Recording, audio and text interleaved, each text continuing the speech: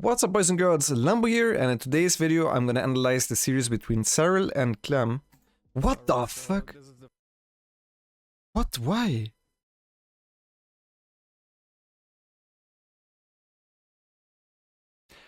What's up, boys and girls, Lambo here, and in today's video I'm gonna analyze the series between Serral and Clem from the IEM Katowice round of 12.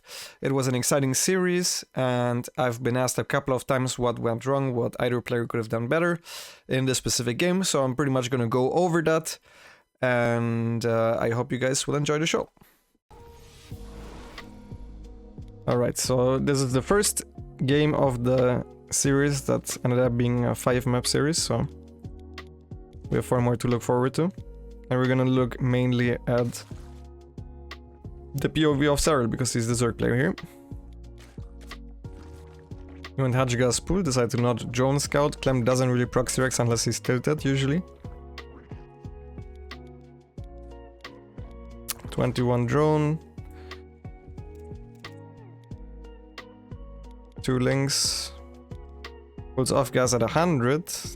Goes drone overlord.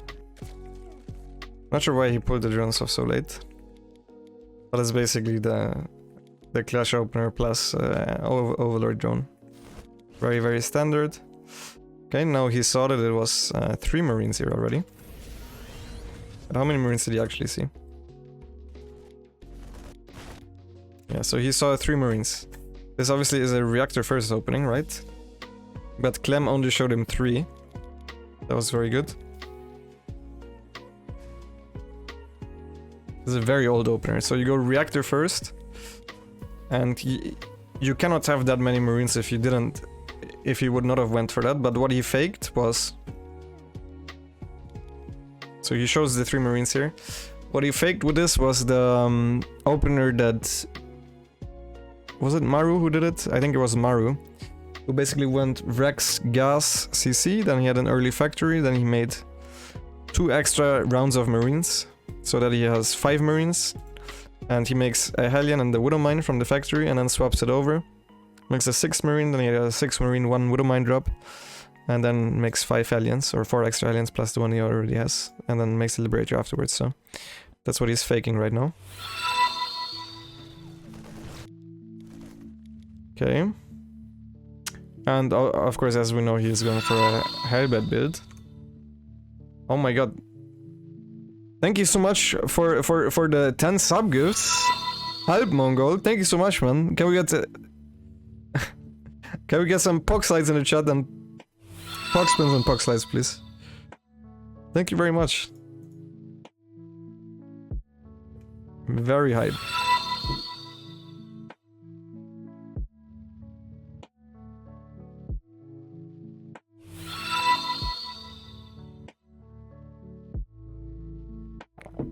Dude, thank you so much, and congrats to James Oak, Israel, DD Fio, Software Monk, Saint359, Johnib, Mingleberries, Gross _ Papa, Mixo SC, and Panic New One. Welcome to y'all.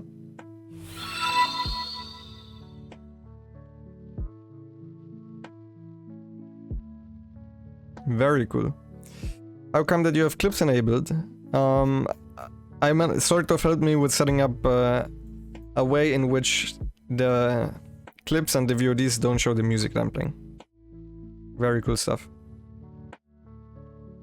But let's get back to the game. Alright, so Serral is up against a Hellbat push here, which he doesn't know yet. But usually he plays it very safe against these many marine openers. Sometimes he goes for a super early building nest, but in general what he does here is he goes for as many queens as possible early on, which defends pretty much everything. And Clem just walked across the map and morphed the first couple of Hellbats. And Serral did his best to kite back.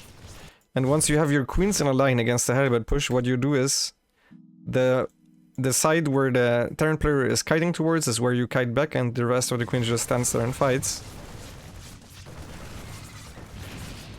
He was a little bit indecisive there with making Zerglings or not, because it looked like at first that he can just hold this easily, but the Marines have quite some firepower.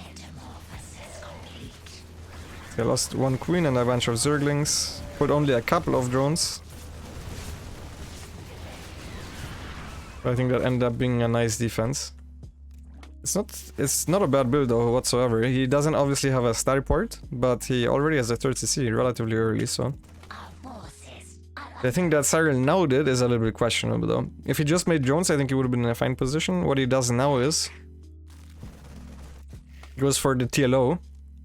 The TLO used to do this very often. If Terran players run by him or did some hellbat timings, he basically would just counterattack with Lingbane, and Serral got a little bit lucky here that the Hellions are exactly on the opposite side of the map.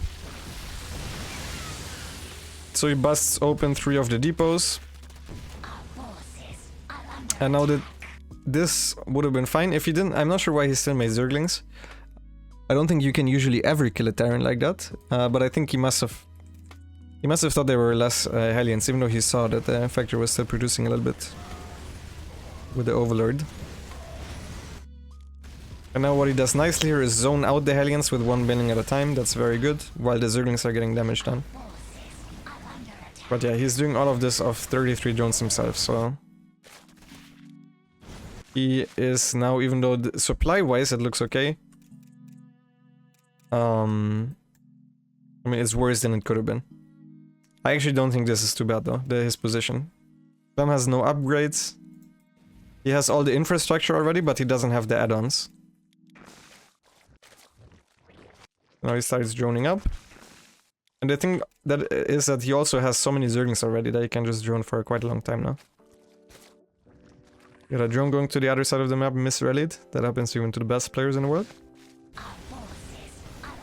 And this was not good. It was a very nice setup. He just hoped to get the Hellions here. But he needed to go right away. If he went right away, he maybe could have gotten it. But this way he just got 2 Hellions and lost a lot of Zerglings. So this was not good.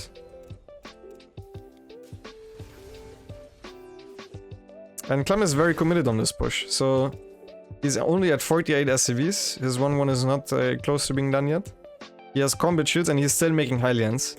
So Clem does not have a port and 5th Rex, which you usually always have, and he's not making Widow Mines, nor is he making tanks, nor is he getting drilling claws, all of this stuff. So really all that Serral needs to do in order to be ahead now is defend this, but it's not that easy because he has so little banelings.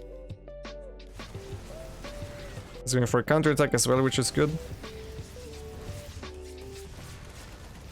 You see what he's doing here with the banings, always trying to zone out the Marines, and then the Hellbats are alone in the front dying to the Queens. So that's good.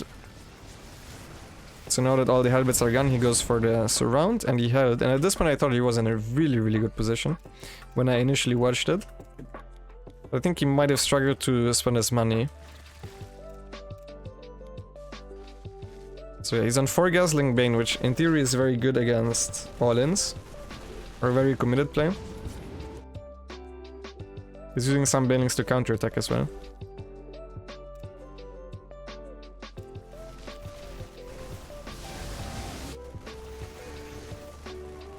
Chasing here was bad. If those just stayed on creep, I think Clem could have not stemmed in here like that. So now he split a couple extra banelings to the bottom just to be safe.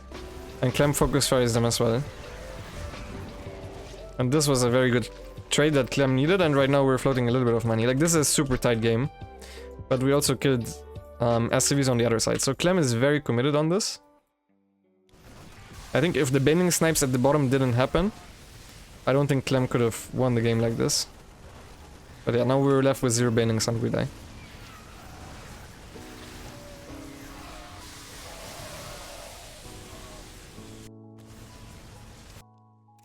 Another Terran just keeps F2ing. So what could like very, very small mistakes at this level is what decides the game. So while cleaning this up, Serral thought, okay, what we're gonna run by and he's gonna look back here or whatever, and he's just gonna lift this up. But Clem didn't actually look back at home at all. He didn't even realize banelings were there. Okay, just checked that with those medevacs to unload them somewhere. And then he clicked the banelings one by one. Now he realized, oh damn, my entire mineral line is gone. And because that happened, all Serral needed to do was survive. But he lost a couple of extra banelings here.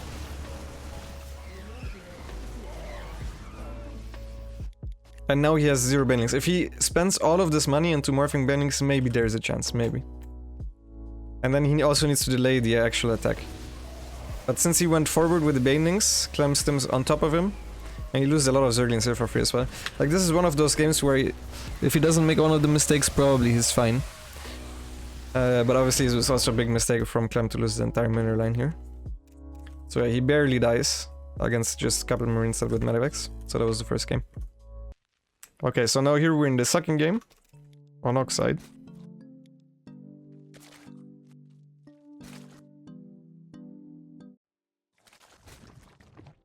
And we're just gonna skip through the early game. I can't really remember what happened here. But we'll see. So his scout sends the first overlord across the map. Little fun fact is you actually see the barracks. Around the same time when the SV comes here and builds a bunker. So this is the shortest map for the overlord to run across, I'm pretty sure. But you still will see it not in time, the fact that it's a proxy Rex. But you could see depot timings. Maybe that can give away if it's 2 or 3 Rex. That's actually one of the timings that I don't know depot timings with proxy Rex, because I usually never send my first overlord across. Yeah, I like that.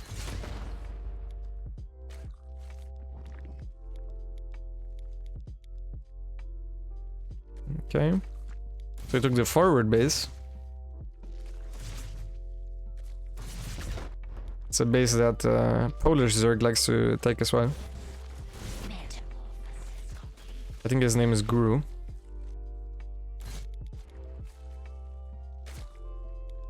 And goes Lair, goes in with the scout. Okay, knows it's 3cc 211. With only 2 Hellions, goes Evil Chamber Benningness. Very standard response. Early fort base usually is also very standard. Here we go. So this is just a very normal setup. And if they have only 2 Hellions, the first Medivacs arrive around 5:30 usually. So you need to stop at around 60 drones with droning against the 3cc 211. With 2 Hellions, with 4 Hellions you can drone a little bit slightly further. To like, let's say 63 on 5 gas.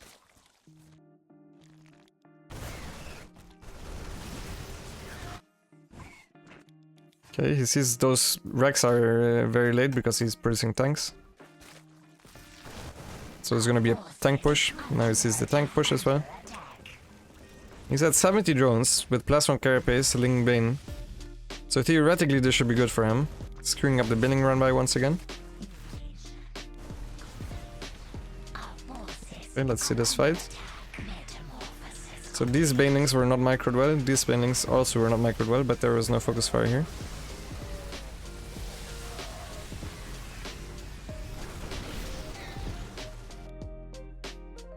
And he missed an inject here. So now we're floating money, which is not good, obviously. Let's take a look at the fight again, though. Because in theory, on paper, if you go 70 drones, Ling Bane, you should crush this.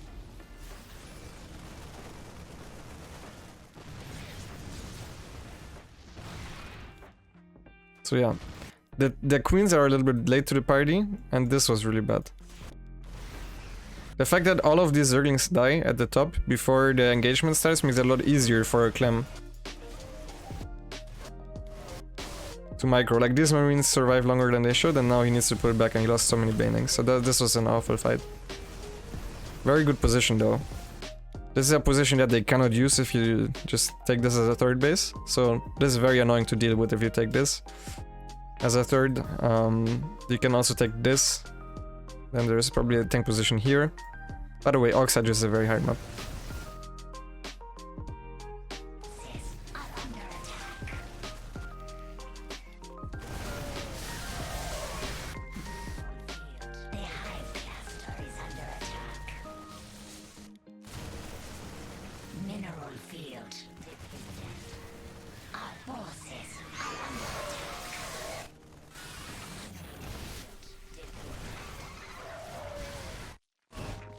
Yeah, I think it was mostly just the first fight and the macro.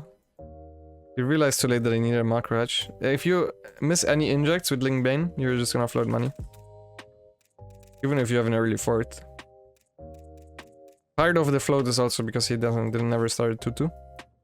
But he was forced more of all his gas into bailing, so that's understandable. But that would have been 400 gas, 400 minutes scan at least. So yeah. That seemed like a very easy way for Clem to go up 2-0. Okay, so now we're in the third game. And Romanticide. I remember watching and thinking that this would be a 3-0 during the game. I think Serral ended up being behind and then actually brought it back with a very, very good Muta play.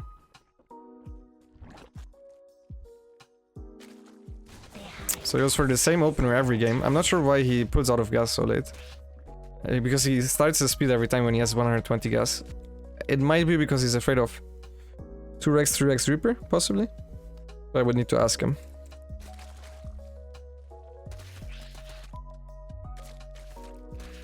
And yeah, Clem lost his Reaper, so the moment a Reaper dies or the moment there is no Reaper on the map, you should always start killing these rocks.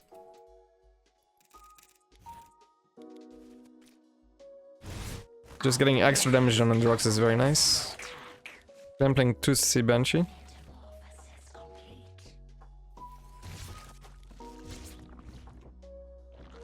Very standard opener. This is a cool spot for the Overlord. I have mine here, but I will put mine here from now as well against non-Viking. Because you see the rotation entirely. I really like this Overlord position. So my Overlords would be like 1, 2, 3. And usually I have 4 or 5. But this being forward solves a lot more things. So because the Hellions are not gonna run like this, right? I really like this Overlord.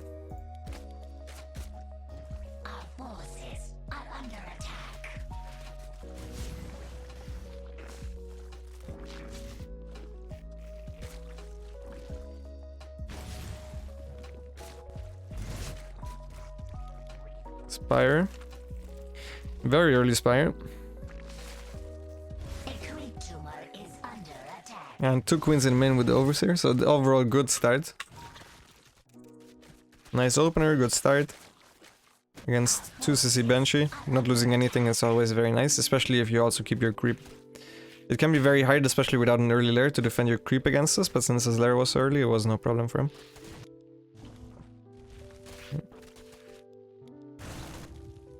God damn, he is a referee, see. Okay, now he goes for Mutas, bailing speed, and then he's gonna start 1-1 after the Mutas.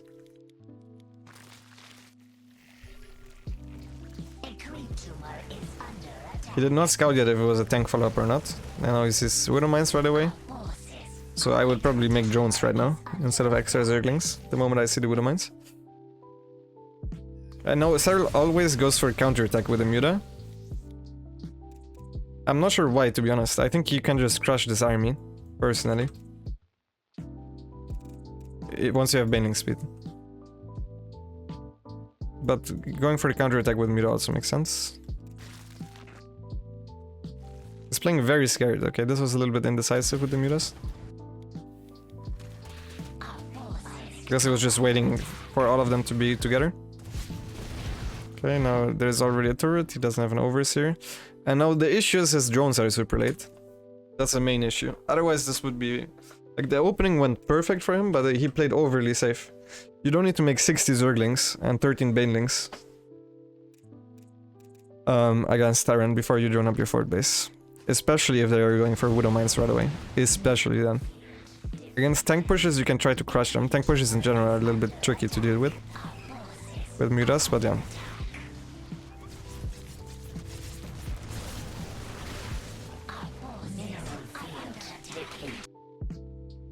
How many? Okay. So the way he defends obviously is he's just using all the queens, they have a lot of energy, and he's always trying to go a little bit forward with the banelings. So you fake going forward and the queens take good trades. Here he lost all the banelings against the Widowmine. Okay, triggers the Widowmine with the Overlord, that's nice. And now respreads the creep, and now that all the Widow Mines are gone, he goes for a direct fight. I wish he would have had the Mutas at home for this type of stuff. Like, if the Mutas are here, the Madavex die during this. But since the Mutas were not here, Or just taking care of supply depots. This ended up not being that great of a fight.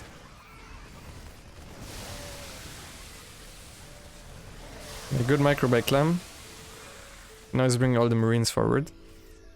And Serral didn't have any extra Banelings morphing, so Clem's scans and stims forwards, he just Widow Mines and just F2s again. You can see all of his units just leaving his base. So the moment he smells blood, he just runs across the map with everything. Which is good.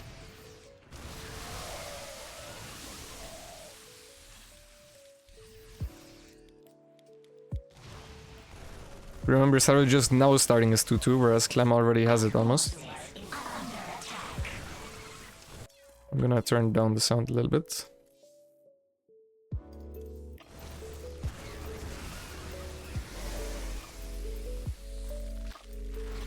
It's a good micro by both of them. And now he decides to go for a counter-attack. Clears out the Widow Mine. This time he has the Overseer with him. And he starts working on the add-ons. And Clem goes back with everything, and now here comes the Ling counter-attack. And he's not ready for that, but these Zerglings took a lot of damage as well. Just 12 workers. But his army is not as good as Clem's right now, so he really needs to watch out. Like, usually if you play this style, you're also on a higher drone count in general. His drone count is not... has not been very high.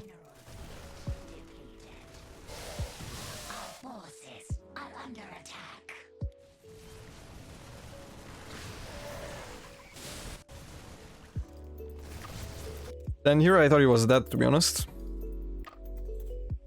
But then he decided in this situation to go and counterattack with the Mutas, which was very clutch. And he jumped on the one turret, which did not get repaired. And yeah, now he's just gonna play good with the Mutas. And Clem's trying to slow push. So in general with Widow Mines, it can be very, very hard to completely crush a Zerg on creep. The Taurus help with tanking, but since there are not that many Marines shooting, every time Serral goes forward with the Banelings, the Zerglings got decent trades against the Taurus. Yeah, and these Mutas did a lot. So yeah, now Serral is at 50 drones. I mean, I thought this game was honestly very, very well played with the Mutas. The Mutas kept dealing damage, and now, even though Serral was on a very low drone count, the trades all of a sudden are even though I checked earlier and Serral was very far behind, so that's just not the case anymore.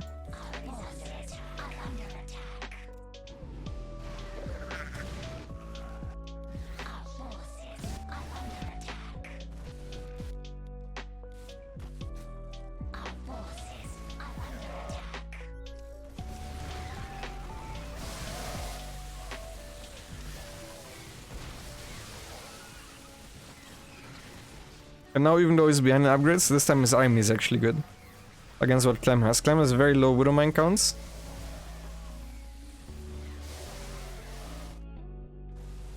I was so surprised that he didn't decide to fight here with the Mutas, to be honest, when I was watching.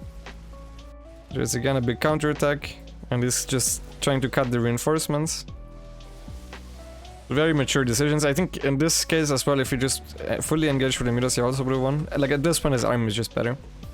So yeah, and then Clem is gonna slowly die.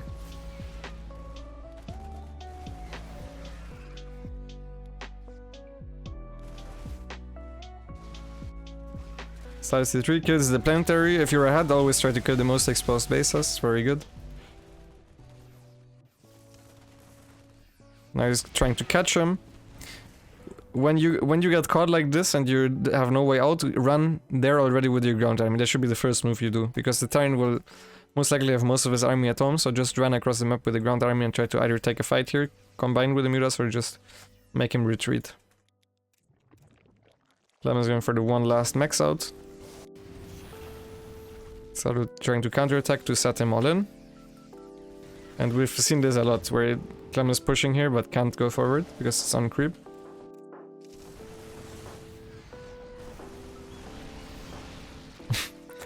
I remember when I was watching this with the laser was like, man, this is incredible. Serral lost, I think it was 4 Mutas up to that point. I don't have the overlay now, so I can double check. And like 10 seconds later, he gets all his mutas caught. There's a lot of that mutas. 1, 2, 3, 4, 5, 6, 7.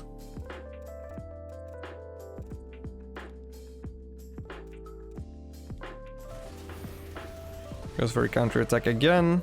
Clem F2ing. Obviously, Clem is super all in. So the moment, as long as you clear this slowly, which you're always gonna be able to, you're fine. I wouldn't mind remaking the building nest already somewhere else, like over here or something.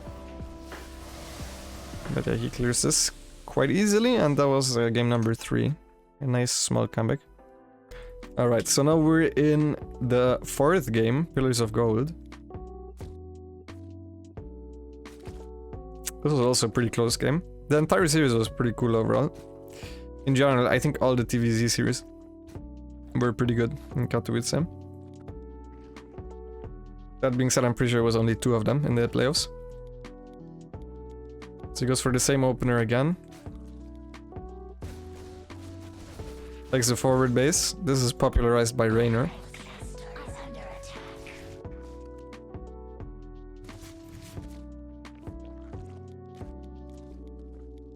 Queen and then speed. He always gets his speed.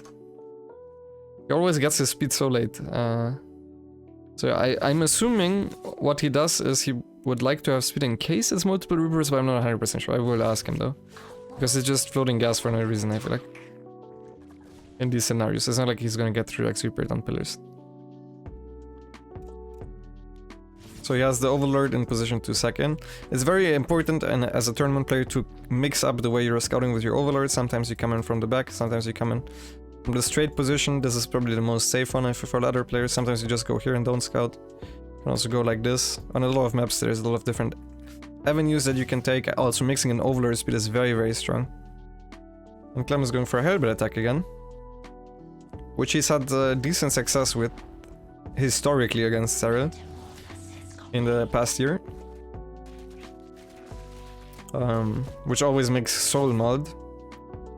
Because Soul always says that the Hellbait attacks never work for him. And then we always tease him with the micro. So he immediately pulls all the drones away from the third, which is a good reaction. Gets all the queens together. Sees 2 Hellbaits that are exposed. This move, even though it just costs you some Zerglings, it looks like, it forces the Terran to kite back, which allows the queens to shoot a lot at the Hellbats here as well. So you always want to have the Zerglings behind. Now this was not great. But yeah, already the rush is held at this point. He also scouted the fact that it was Banshee, so he's now going into the Spores. Spores not too early, not too late, very nicely timed. So overall, a very decent early game again. Yeah, I definitely think this was pretty good for Serral. Missing an inject here.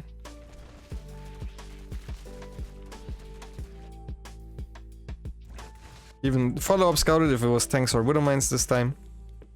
And because his early game was so clean, he immediately goes to 76 Jones before making Zerglings. I feel like he maybe even could have made a couple more. And he scouts with a changeling that it's an Adrax. So he has all the information in the world, and now because of it, he just goes Ling Bane Queen. He's on 5 gas right now, which is, you can all, like 4 gas sometimes is better, but yeah. He can just stay on Ling Bane now.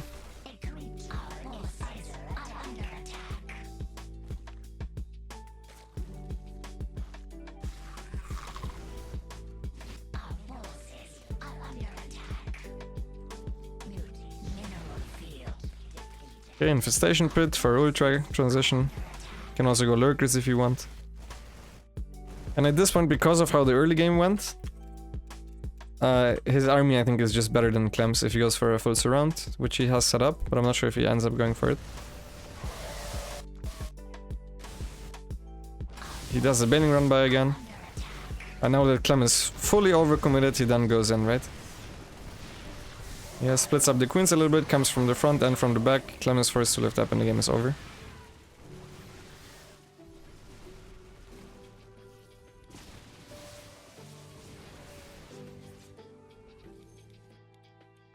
So very good. Basically, Serral plays on very safe drone cones instead of going for a little bit higher drone cones like Raynor, but then he goes for these disbanding counterattacks at the third, which completely set the Tyrants all in. And now the Terran, I mean, and then he has the extra units at home to defend everything. But overall, like the biggest part of this game was the scouting. He knew it was a tank push and he knew it was an Ajax immediately. So he didn't need to worry about teching up whatsoever. Now even he's going for borrowed banelings.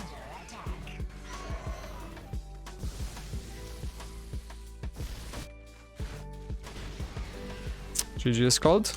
That was the 4th game. Do you have any questions in the chat for this one? Do you think squeezing out a few infestors versus Ajax would be good? Absolutely not. That's probably the worst thing you can do. They cost a lot and they don't do a lot. So yeah, that definitely not. Absolutely not. Because the Terran is slow pushing anyways and he's pre-split. So it's not like you're gonna ever get huge value out of it unless you're coming from the side borrowed while he's walking across. But if you catch him completely off guard, you can also just go for link banes around, so. Dumb question, but how do you identify the Ajax play? By the timing of the 8 barracks. He made Ajax before the 4th CC. Also, there's no gas at the 3rd base. And then you have Ajax, 3 of which are without reactors, pumping out Marines. Why not always stay on Lingbane? Because over time, Lingbane doesn't trade as effectively against Widow Mines. Also, you have no way of shutting down Medivacs. But mostly the Widow Mines just trade well. Also, like Widow Mine Marauder armies in general. Trade super well.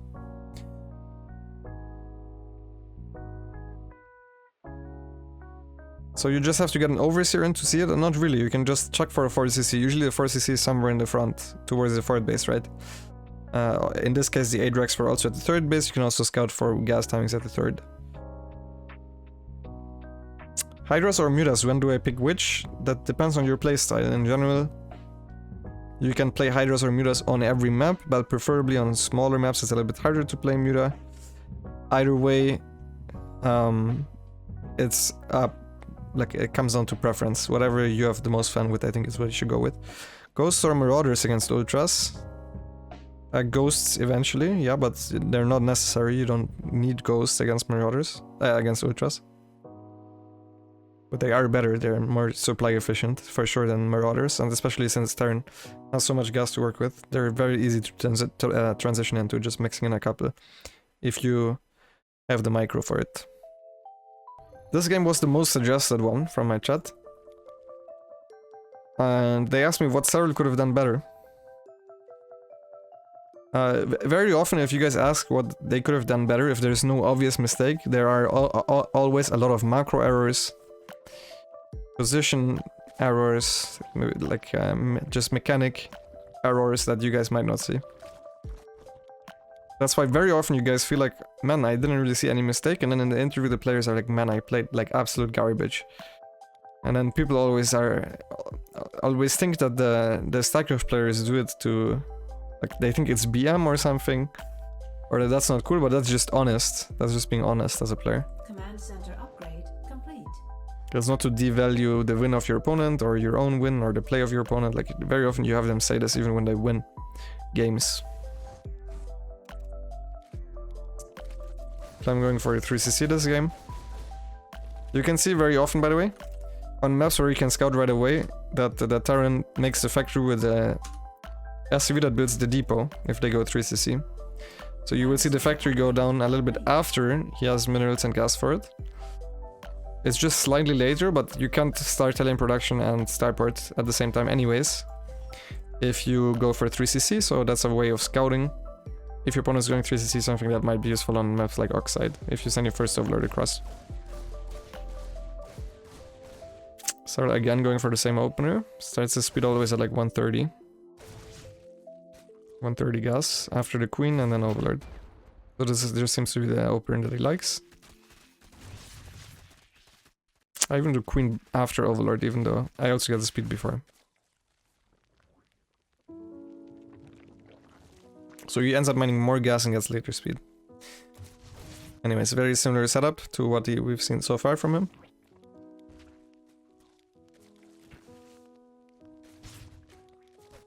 Safety Baning Nest without scouting. He doesn't even know yet that it's 3CC or not, or if it's 3CC or not. Now he goes in, he does see that it's 3CC. Makes a lair immediately. Did not see if there was a tech lab or not.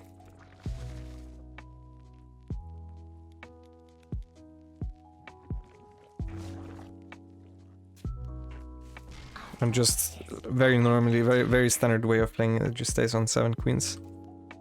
Goes for very early spore. So what Serral does here is ultra safe. So he's playing against 3CC, he gets an early lair, gets a spore, sacks an overlord, has a binning nest, 17 links. This is just very safe play. So it's not like, even if no damage happens at all whatsoever, this is never, you're never ahead against a player like Clem from an opener like this. Unless they sack their Hellions and lose them out for free. Which this was definitely not for free. They also didn't kill as many workers. So he lost a Raven and 8 Hellions. But he killed a bunch of links. Serral lost a lot of mining time. His fort base is way later than usual. Overall, I'm pretty sure the caster said this was not worth it. And it's very easy to see why, right? The Terran lost more resources. But I'm pretty sure that this position, if something like that happens when you're going for an early Spire, is really, really bad for Zork.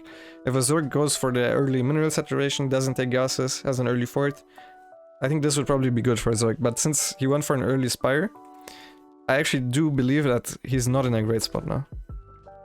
Like, slightly behind. Yeah, this just doesn't feel nice right now. You can't afford the Mutas, he doesn't have minerals for the Mutas. And then he needs to still get his upgrades as well. Double expanse. Fort base, almost similar time, right?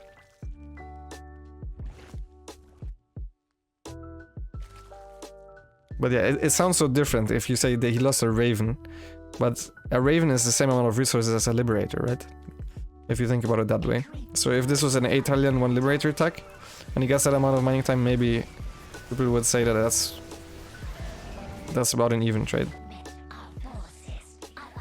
And you can see he's behind with the turn already having started as 4CC.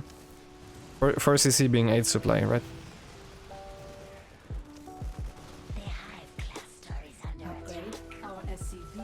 Loses this for free, also took a back trade there with the Ling main. He is on 80 drones this time, a little bit earlier. But not 88 yet. Obviously he wasn't aware until he ran across the map with the Mutas that this was no tank push. So this is just playing it safe, but now he needs to retake the 5th base, drone up the gases if he wants to play Muta heavy.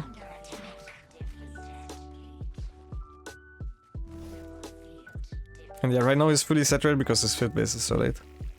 Otherwise making more drones would make a lot of sense. But yeah, he's just behind in supply because of these small errors or unfortunate events, I guess. Hit a lot of mines for free, so that was cool. And now goes for Ling Muta counter attack, but there's already a planetary here.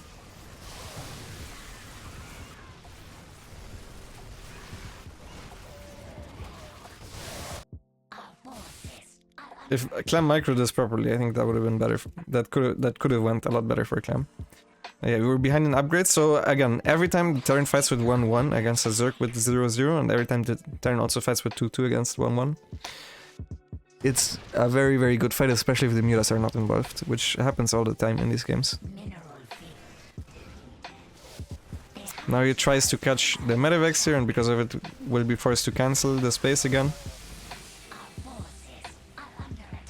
But he kills them at least. Oh yeah, he doesn't have 2-2 is the main thing. Upgrades are very important in this matchup.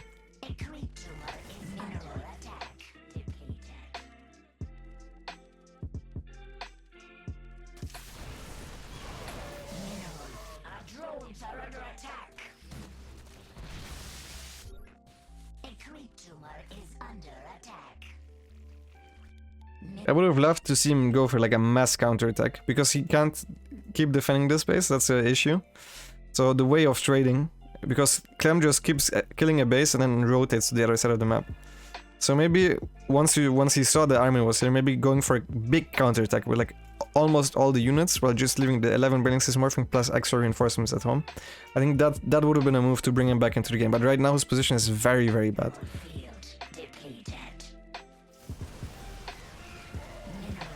So yeah, that's a problem sometimes in Death Aura. If you're not in a good position, you can never get creep past your 5th base. See, there is no creep here and no creep here. So most of the traits are going to be good for a turn. Mineral field depleted. Gets the planetary, but it was too expensive. Bees are under attack. For the amount of money, yes. And yeah, all these traits are bad, obviously. It's Marauder Thor against Lingbane. As I said before, it's always one set of upgrades down this entire game, practically.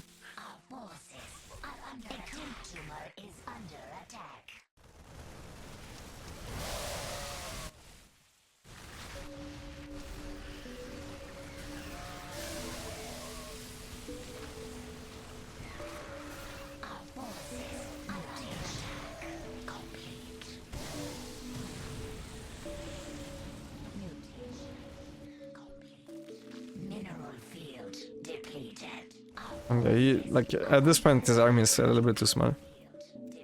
This looks now the supply looks closer than before, but now the Serral doesn't have as many mutas anymore and he doesn't have as many banelings. It's a little bit deceiving. And yeah, Clem kills this and then rotates back. So very good rotations. He has an extra orbital already, extra planetary here. So he's just well set up, whereas the Zerg can't get a 5th base up. So he has worse army and worse economy. Worse production as well. You know, it doesn't really matter if you're not mining as much. So now he gets this base again. Base is under attack. And now this you can't clear this up with 2-2 Lingbane Muta. He has 30 banings, which is a nice amount, but yeah, it's not enough. And Clem's starting to get a bank now as well, so not even close. That was the game. That was the game and the series. Do you think Spire before upgrades is generally a bad idea for sub 6k players? Not necessarily. I think if you get familiar with the opener, it might just win you a lot of games with the first mutas, so I don't think it's too bad for sub 6k players. Especially if you enjoy flying around with mutas. It feels like mutas stifling upgrades is a huge obstacle to overcome. You have to get a lot done with the mutas or only play to counterattack. Yeah. Well, the thing is you trade better because you have more mutas than usual, and the mutas usually do find some damage in some trades. So the idea is that these trades make up for the other trades being a little bit worse. Also, if you ever clear up an entire army with the mutas, then Clem can't move out for a long time. So then you're free to do whatever, and then the upgrades don't really matter because you're gonna have the entire map in creep. So that's the advantage. So if let's scroll forward a little bit, put to the first 2 medevacs. So this move out, right? You can have mutas out for this, and then let's say he goes a little bit further, or especially to a place where he can't boost away. So let's say the 7 mutas are here, and Serral pulls back, baits him in here, clamps him forward. All these marines and the medevacs die. He would just absolutely need to go AFK mode for a little bit as a turn. But even, yeah, instead he tries to go for the damage from the unexpected mutas, so you always get some SCVs as well. You got 10 SCVs this game. Which got him into an okay position as well. It's just afterwards, like if you played it a little bit different, he still would have had a chance. Also the Hellion Run bisect.